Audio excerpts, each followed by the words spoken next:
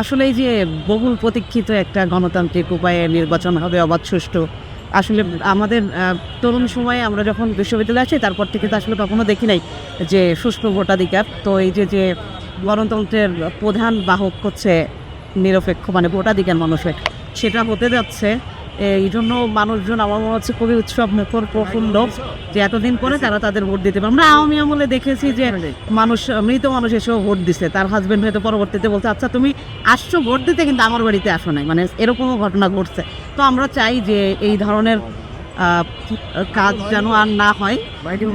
আমরা এখন মানে যারা ভোটার তারাই তাদের ভোট দিতে পারবে এবং জনগণের রায় চূড়ান্ত রায় হবে। এবং আমার মনে হয় এই রায় 5 আগস্টের পরেই হয়ে গেছে যে এখন জনগণ যে রায় দিবে সেটাই হবে। মৃত মানুষ আর ভোট দিবে না, অবৈধ কোনো ভোট হবে না, সুষ্ঠু ভোটাধিকার হবে এবং জনগণের রায়ে সরকার গঠন হবে। যুক্তরাষ্ট্রের 1 নম্বর জিম চেইন গোল্ডস জিম এখন আবারও বাংলাদেশে বসুন্ধরা আবাসিক এলাকা ও বসুন্ধরা সিটি শপিং মলে।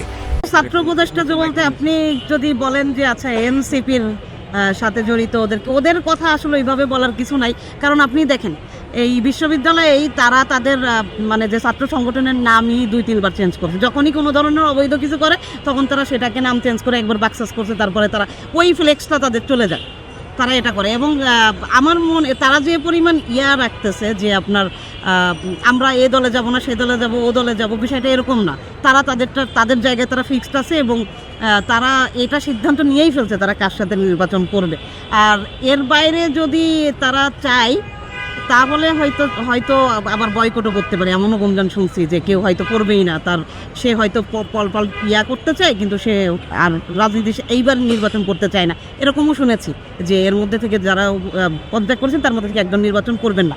আমার মনে হয় সে তার সুবিধা মতো জায়গায় প্লেস করতে পারতেছে না, তাই নির্বাচন করছে। তারা তো তাদের জায়গাটা এখনো মানে অস্বচ্ছ, মানে তাদের এপিএসের নামে যে দুর্নীতির জায়গাগুলো উঠছিল তারা তো সেই জায়গাতে জবাবদিহি করে নাই এখনও। আমার মনে হয় সেই প্রক্রিয়া এখনও শুরু হয় না। তারা তাদের সফলতা পদত্যাগ দেওয়ার সাথে সাথে কারোর সফলতা আপনি মাপকাঠি করতে পারবেন না। তাদের অনেক হিসাব নিকাশ আছে, সেইগুলো তারা চুকাবে, তারপরে তাদের আপনি একটা রেট দিতে পারবেন এবং যথাসময়ে হবে এবং অতিরিক্ত ব্যালটও থাকবে না। এবং আমার মনে হয় যে প্রক্রিয়াটা হবে যে ক্ষুদ্র ক্ষুদ্র জায়গা থেকে প্রশ্ন হয়, যেমন ব্যালট পেপারগুলো কোথায় ছাপা হবে সেটার একটা জবাবদিহিতা থাকবে। কত হাজার ব্যালট পেপার হবে, কত লক্ষ হবে, কোথায় যাবে, কিভাবে যাবে, এই ধরনের যে বন্টনটা, এটা আমার মনে হয় এই প্রতিটা সেক্টরের জবাবদিহিতা স্বচ্ছতার জায়গা থাকবে। তো ওইটা যখন আমরা পাবো তখন জনগণকে আমরা দেখাইতে পারবো যে এটা আচ্ছা মানসম্মত একটা প্রসেসিং হয়েছে।